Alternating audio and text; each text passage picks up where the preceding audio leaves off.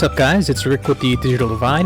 Today we're going to be taking another look at mini arcades. If you saw my first video, you know that I was thrift shopping one day and came across a little mini Rampage arcade, and ever since I've been going down this rabbit hole of mini machines. Now, most of the mini arcades I got are basic fun arcade classics. I have a bunch of these. I have Pac-Man, I have the Tetris one, I have Mortal Kombat, I have Dig Dug now, I have Rampage as well. But I realized after collecting these that they are the lowest quality of the mini arcades. The next step up is my arcade. Now these are a lot nicer, and I now have two of them. I have Contra and I have Space Invaders. The quality on these is much better as far as the controls are concerned and the reproduction of the cabinet itself. So I'm going to slowly start replacing all my machines with these. And then the top of the line are these New Wave Toys Replicate machines. You can see their newest one here is Dragon Lair, which is sold out. In fact, the only one that's not sold out is Asteroids. Their machines are so good that they sell out almost instantly. Every single one of these has been sold out for months, and I know because I've been trying to get the Street Fighter arcade cabinet that you can see here. This one actually comes with an extra little controller so you can have 4 players, and these are much bigger and much higher quality than the other two. They're all metal. They're just really neat. But I will get those eventually when they're in stock. These are the 3 new ones that I have to my collection now. Space Invaders, Contra, and Dig Dug. Dig Dug is, as I stated before, it is one of those basic fun little $20 ones. And then the other 2, as you can see, are much higher quality and also physically bigger. So let's start with Dig Dug. This is one of my favorites. As a kid, I used to play this, I think, on my Amiga system, or Commodore, I can't remember which, but you can see it's got the little plastic knob. This is the side art. Very serviceable, and you know, these are tiny, they're cheap, they are a novelty, but I love them. So we'll show you some gameplay here and get into it.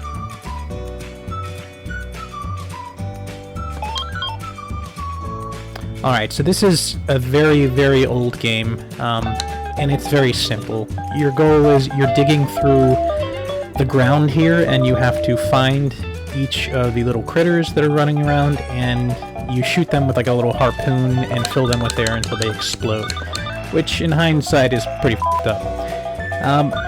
They will run around in circles for a bit, and then eventually they will come after you like they're doing now, and that makes it a bit difficult when they're doing it like 3 at a time. When there's only 1 left, they'll actually walk all the way to the top and try to escape, and if you can't get them in time, you lose. So I won the first round. That was pretty simple. Let's jump into another one here.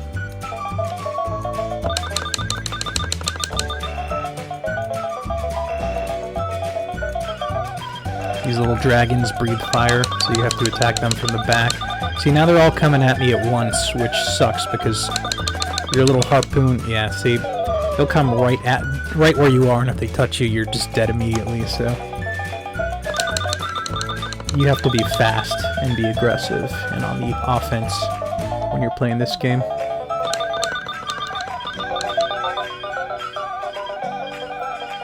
Alright, see, this guy's trying to escape, so I'm gonna go all the way to the top and beat him to it.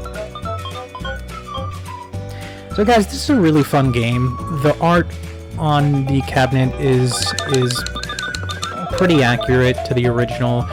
The controls are simplistic. The one thing I don't like is the analog stick, or the joystick here is pretty stiff. The first one I got actually didn't work. It wouldn't go left, so I had to return that and get a replacement. This one works in all directions, but sometimes the up or down sticks. Overall, I would rate this a 5 out of 10. It is certainly manageable, but in comparison to some of the other ones I'm about to show you, they're a little short quality-wise. So the next one is Contra. This was released in 1987 by Konami. Everyone knows this game. It is an absolute classic.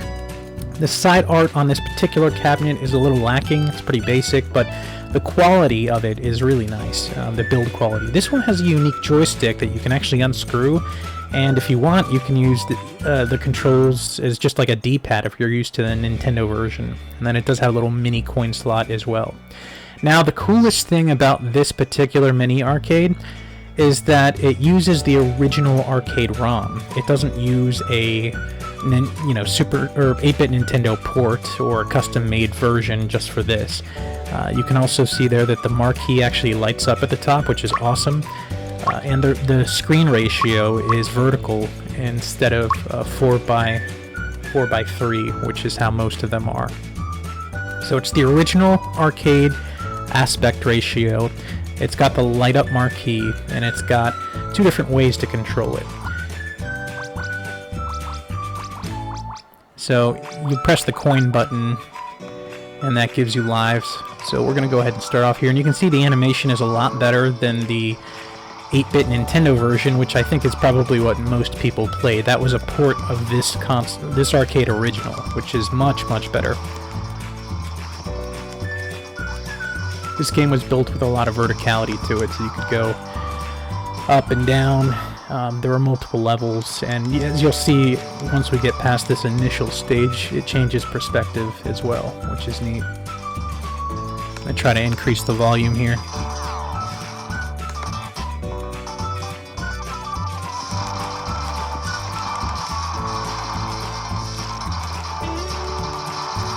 This game was probably most famous for its code for unlimited lives on the original 8-bit Nintendo.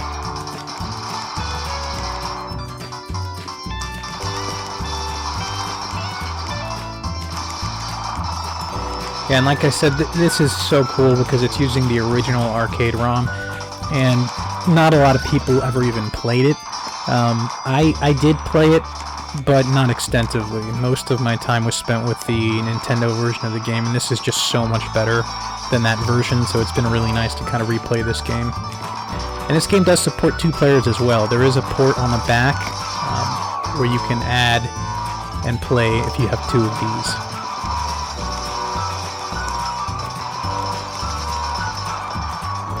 Alright, so now we're going to go into the inside of this building, and I'm just going to briefly show you the change in perspective. So this is kind of got like a first-person shooter vibe going on here. I mean, it's fake 3D, it's scrolling, single-plane images, but it's still neat back in the day. I mean, this is a really old game. Not a lot of games were doing this back in the day.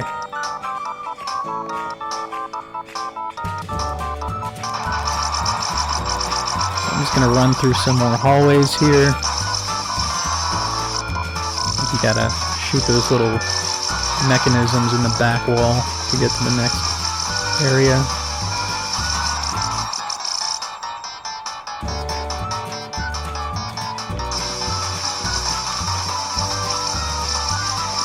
Alright, so guys, I really like this arcade machine. My only gripes with it, I would say, is that I'm not a huge fan of the joystick design where you can unscrew it and it's essentially just a D-pad. I like the more traditional joystick, like a Switch configuration where it goes 8 ways. But that's a minor gripe. That aside, the fact that it uses the original ROM, it has the light-up marquee, the buttons feel great, it's got some heft to it. I really like this machine, so I'm going to give it an 8 out of 10.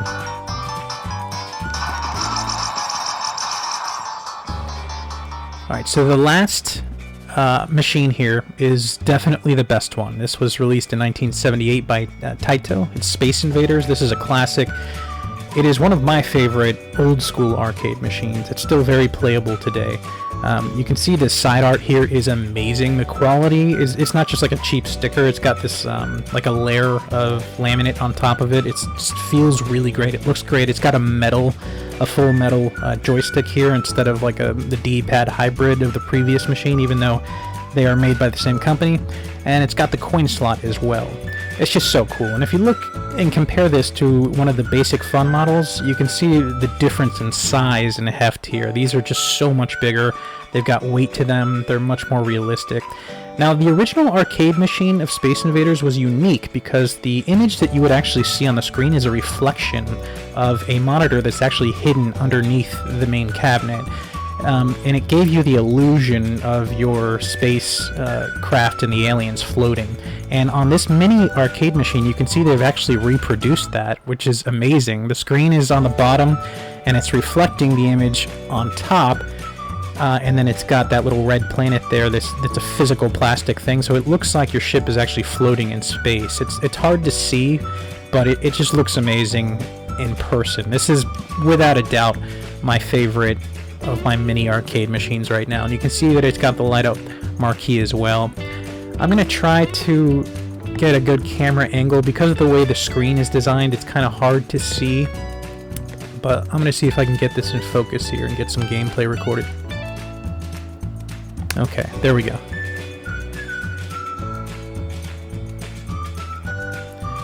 Alright, so you, just like the other machine, you hit the coin button to add lives, and then you can do 1 or 2 players as well on this machine.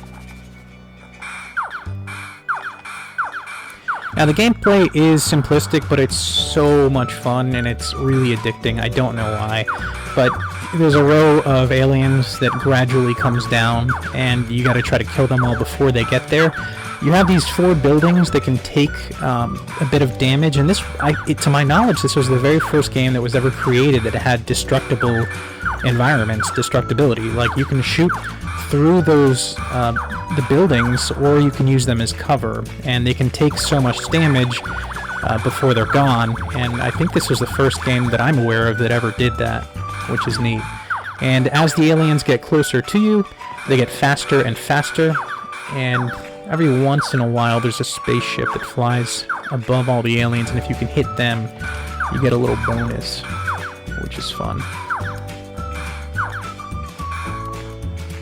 Alright, so I'm not doing too terrible. I'm almost got him.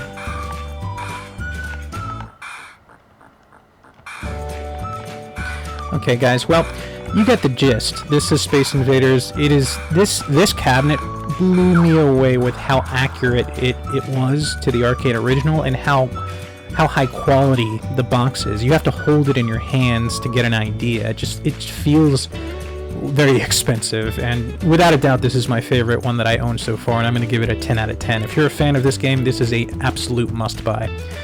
So that's going to do it for me today, guys. I'm going to be doing more of these videos in the future, but I've got a couple unique machines that aren't technically video games, but they are arcade related that I'll be showcasing in the near future. Thanks for watching.